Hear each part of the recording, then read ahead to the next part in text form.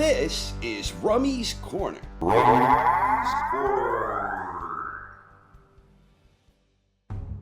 Coming up on May 7th from the T-Mobile Arena in Las Vegas, Nevada, in a championship contest that will be televised on the U.S. debut pay-per-view event for the relatively new streaming app service known as DAZN, Canelo Alvarez is jumping back up to 175 to challenge the undefeated WBA super-duper light heavyweight champion Dmitry Bivol. This fight is taking place less than a month after Gennady Golovkin stopped Ryota Murata in round 9 of their middleweight unification showdown, where there is an expectation that, given a Canelo victory against Bivol, Canelo would then move on to have a highly anticipated third encounter against Triple G. Whoa, take it easy. Let's not get too far ahead of ourselves here, because the reality is that Bivol is an extremely skilled and talented champion.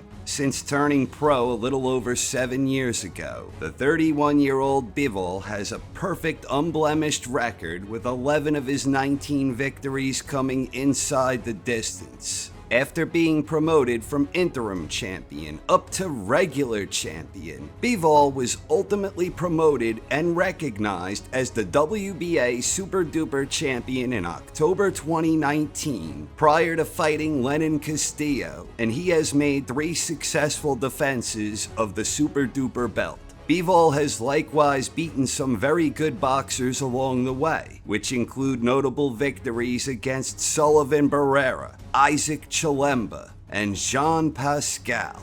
He also won a lopsided 12-round unanimous decision against Joe Smith Jr., who since went on to win the WBO light heavyweight belt.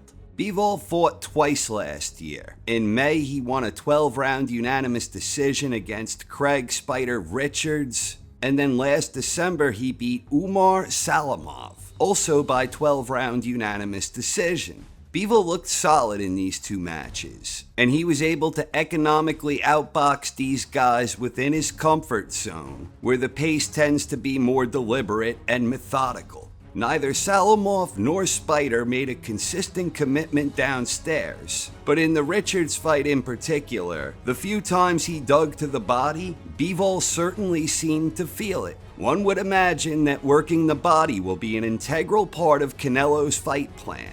It is also perhaps worth noting that Bivol's output slowed down a good deal in the championship rounds against Spider.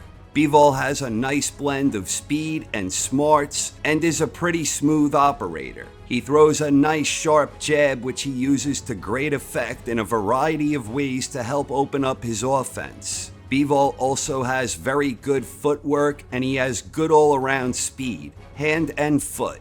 He has very good movement and he tends to be economical with his movement. Bivol is usually pretty consistent, and he has solid fundamentals where he is usually defensively sound while studiously looking to create openings, usually through good balance and positioning. He's good at picking off punches, and is often in the habit of immediately firing back after catching one on the glove. And at times he is capable of stringing together some nice combinations with speed and precision. In theory, Bivol might well prove to be the toughest challenge for Canelo since his 2 fights with Golovkin. Bivol has a fair share of similarities with previous opponents who have been able to give Canelo some problems. Guys like Gennady, and also even Arislandi Lara and Miguel Cotto, and even to some extent Floyd Mayweather Jr. Technical boxers with good fundamentals who are decently quick with a snappy jab fits the general mold.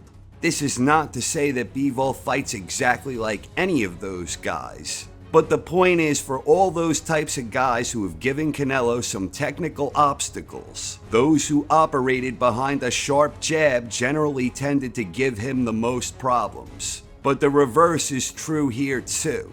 Since the draw in his first fight against Gennady Golovkin, Canelo has been on one hell of a winning streak. Canelo has won 8 in a row since then, starting with his 12-round majority decision in his rematch with Triple G.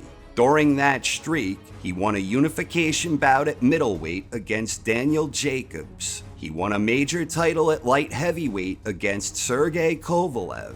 And in a span of just 11 months, he beat 3 undefeated champions at 168 to become the first undisputed super middleweight world champion in the history of the weight class. Canelo is also just one of 6 boxers to ever become an undisputed boxing champion in any weight class during the modern 4-belt era. Canelo seems to be hitting his stride with his boxing prime right now, and he is widely considered one of the very best, if not the best pound-for-pound boxer in the world today. One of the most interesting things about this fight is both of these guys prefer to fight at a deliberate and methodical pace that is at times interrupted in short explosive bursts. In that sense, this one has tactical chess match written all over it. Whoever consistently does a better job exploiting openings in the battle of range and positioning will have an advantage. Bivol has the right set of attributes that he can be the one to win these mini battles more often than not. In addition to having a nice sharp jab, good defense, and good movement with corresponding ring smarts, he is also a more proven talent at 175. Canelo has fought just once at 175, when he knocked out Kovalev. I personally believe Canelo gets sold short on this win, but many fans dismissed the victory, claiming that Kovalev was well past his best. While that is almost certainly true, I still think it was a strong effort from Canelo in that one. But the fact remains, that was the only fight he had at 175. Canelo's harshest detractors are also very critical of his resume at 168. Something, once again, I think the achievement itself was rather extraordinary in this day and age. Unifying all 4 major titles is a difficult enough feat, and Canelo managed to do it in 11 months. Now, it's true that Canelo, unlike many elite boxers, had the star power to make something like this happen, where politics might otherwise get in the way, but he still did it and got it done. It is also true that the trio of Callum Smith, Billy Joe Saunders, and Caleb Plant isn't viewed as a murderer's row in terms of the elite among the elite in professional boxing. But all the same, as a trio, those are 3 pretty damn good fighters, and Canelo effectively tore through them without any major trouble. This all circles back to the belief held by many that Bivol represents the toughest challenge for Canelo since his rematch victory against Golovkin. And on that point, I agree. I do think Bivol represents the greatest challenge to Canelo since the Triple G rematch. I likewise believe that Bivol's set of assets are indeed the type that will give Canelo a bit of trouble. So that boils down to who consistently does a better job exploiting openings in the battle of range and position, which again doubles back to the effectiveness of the sharp jab that Bivol's entire offense depends on. If Bivol can find an early groove with his jab, it is going to be a long night for Canelo. But on the flip side, if Canelo can find ways to neutralize that jab more often than not, then I think it's going to be a long night for Bivol. I tend to believe that Canelo eventually will find ways to shut down Bivol's jab, and the sooner that happens, the easier it will be, although I suspect it may take quite a few rounds for him to get there. I think well-placed body shots are going to be the big key for Canelo. And ultimately, I believe that this will help create holes in Bivol's solid guard defense. The fact is, Bivol likes to fight at a similar pace that Canelo usually prefers. And I believe this favors Canelo, because I believe he is both smarter on the fly and also more versatile on the whole. So I do favor Canelo in this one, but I do not believe it will be a walk in the park. On the contrary, I think Bivol is going to not only provide a worthy challenge, but I also believe he is capable of even frustrating Canelo at times. But I don't think it will be enough. So for my official prediction, I am taking Canelo Alvarez by a clear but close 12-round decision, and I do indeed believe this will be his toughest fight since the Gennady rematch. But what the hell do I know?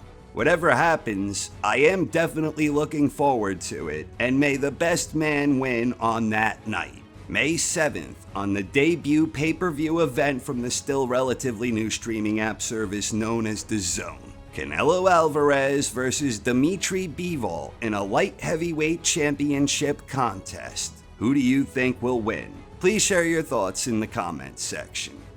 Thanks for watching, everyone. I hope you enjoyed and have a wonderful night. This is Rummy's Corner.